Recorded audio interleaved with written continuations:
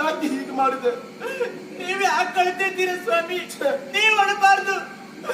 ಒಂದು ಬಿಂದು ಕಣ್ಣೀರು ಈ ಭೂಮಿಗೆ ಬೀಳಬಾರ್ದು ಸ್ವಾಮಿ. ಗಂಡ ಕಷ್ಟದಲ್ಲಿದ್ದಂತ ಸಂದರ್ಭ, ಗಂಡನಿಗೆ ಸಹಾಯ ಮಾಡೋದು ಹೆಂಡತಿಯ ಧರ್ಮ ಅಲ್ವೇ ಹೇಳಿ?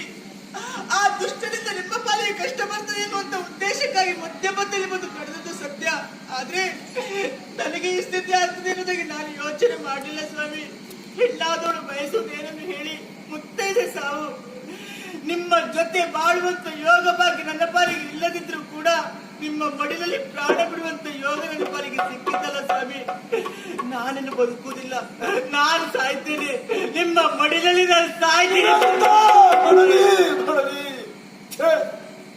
ನಿನ್ನನ್ನು ಅರ್ಥ ಮಾಡಿಕೊಳ್ಳುವಲ್ಲಿ ಅಸಮರ್ಥರಾಗಿ ಹೋದೆ ನಿವೇದಿತಾ, ಅಸಮರ್ಥರಾಗಿ ಹೋದೆ. ಇಲ್ಲದೆ ಇದ್ರೆ ಪ್ರತಿನಿತ್ಯ